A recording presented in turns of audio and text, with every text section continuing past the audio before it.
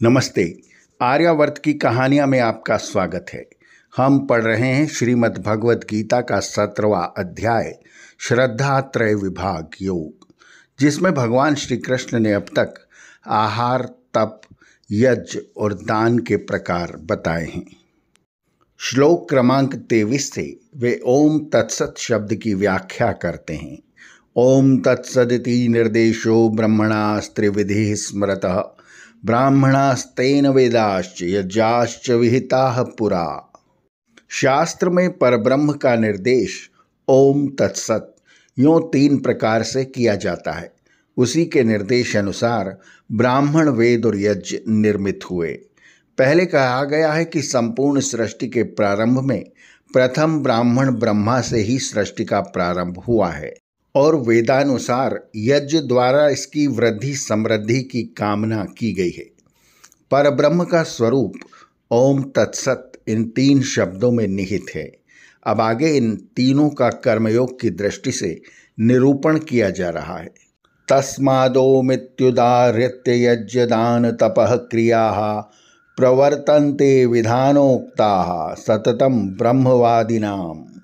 तस्मात् अर्थात इस जगत का प्रारंभ इस संकल्प के साथ शुरू हुआ है, इसलिए ब्रह्मवादी लोगों के यज्ञ, दान, तप तथा अन्य शास्त्रोक्त कर्म इस ओंकार शब्द के उच्चारण के साथ ही प्रारंभ होते हैं।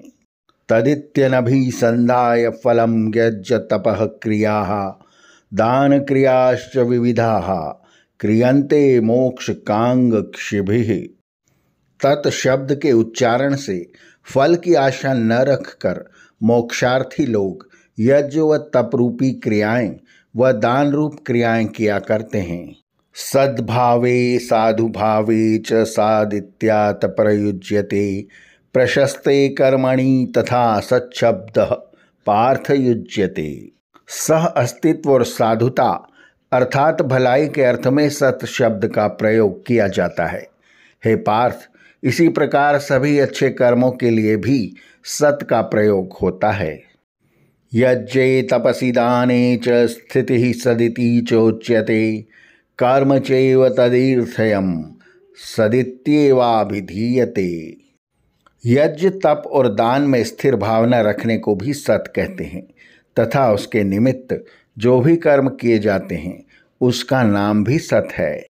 यज्ञ, तप और दान मुख्य धार्मिक कर्म हैं तथा इनके निमित्त जो भी कर्म किए जाते हैं उसी को मीमांसक कर्म कहते हैं। कर्म करते समय फल की आशा जुड़ी हो तो भी कर्म धर्मानुकूल ही माने जाते हैं। इस कारण ये कर्म सत की श्रेणी में रखे जाते हैं। निष्काम कर्म इससे परे तत् की श्रेणी में आते हैं।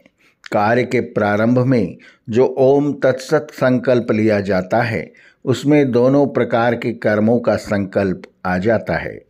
इसलिए इन दोनों प्रकार के कर्मों को ब्रह्मानुकूल ही समझना चाहिए।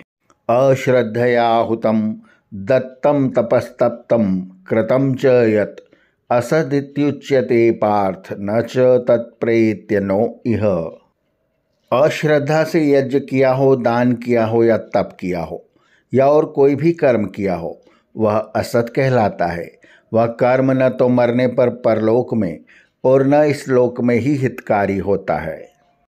तात्पर्य यह है कि ब्रह्मस्वरूप बोधक संकल्प में सृष्टि चक्र के सुचारू संचालन हेतु यज्ञ, तप, दान और चातुर्वर्ण व्यवस्था या नियति द्वारा प्रदत्त व्यवसाय के लिए किए गए सभी कर्म आते हैं।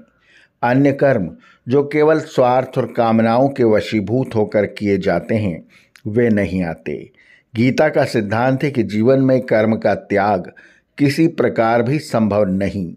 अतः कर्म फल में आसक्ति को त्याग कर कर्तव्य रूप ब्रह्मार्पण भावना से किए जाएं। कर्म स्वयं अपने में अच्छा या बुरा नहीं होता। अच्छाई बुराई उस भावना में निहित रहती है जिसके अंतर्गत कर्म किया जाता है।